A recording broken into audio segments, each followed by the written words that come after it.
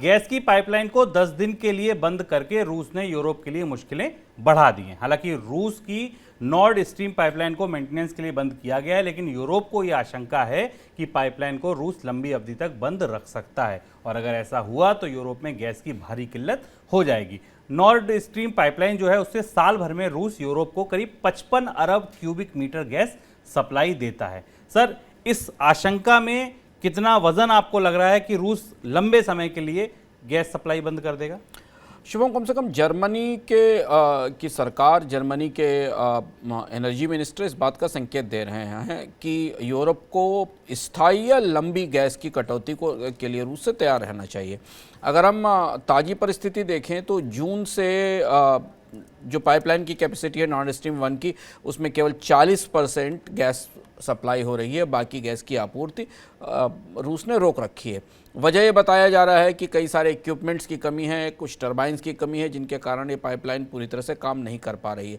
लेकिन यूरोप की कूटनीति के भीतर और यूरोप की ऊर्जा नीति के भीतर इस बात की समझ बन रही है कि रूस आने वाले समय में गैस को हथियार के तौर पर, ऊर्जा के हथियार के तौर पर इस्तेमाल करेगा और ज़्यादा, पहले भी करता रहा है। इसलिए उन्हें अपने अन्य विकल्पों की तरफ विचार करना होगा और इसके लिए पिछले 5-6 महीनों में तमाम अलग अलग तरीके की कोशिशें यूरोप की तरफ से शुरू हुई हैं। एलएनजी की इंपोर्ट को लेकर, बाकी अन्य स्रोतों से गैस और तेल की आपूर्ति हासिल करने के लिए।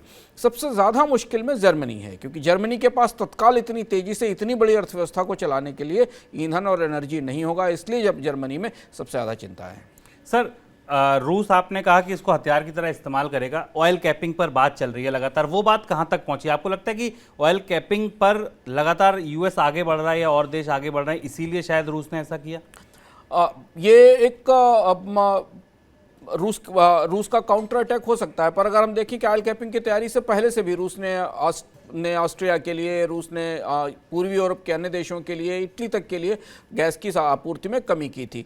कैपिंग को लेकर अमेरिका अब निर्णायक रूप से आगे बढ़ चुका है, क्योंकि यूरोपियन यूनियन उसके साथ खड़ा हुआ और अमेरिका ने दुनिया के देशों को इस बात के लिए समझाने की कोशिश शुरू कर दी है कि अगर रूस की आक्रामकता को रोका जाना है एक तरफ, दूसरी तरफ बाजार में सस्ते कच्चे तेल की आपूर्ति बनाए रखनी है, तो रूस से आने वाले तेल का एक कीमत तय करना ज़रूरी होगा। जैसा हमने कल चर्चा में कहा था कि यूएस की वित्त मंत्री जेनेट येलेन एशिया की यात्रा पर हैं और वो यहाँ पर अलग अलग देशों से इस संदर्भ में चर्चा करेंगी।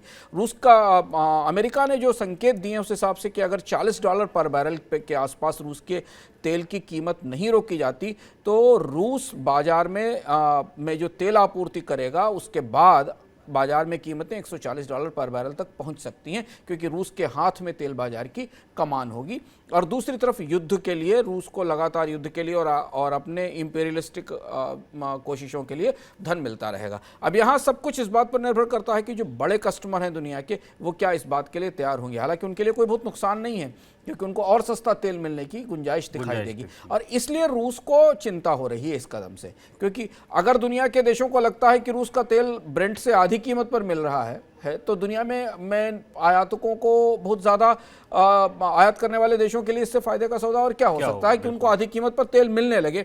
लेकिन रूस की अर्थव्यवस्था के लिए बड़ा असर है। हालांकि इसमें एक पेच समझना जरूरी है कि रूस में कच्चे तेल की उत्पादन लागत दुनिया में सबसे कम है।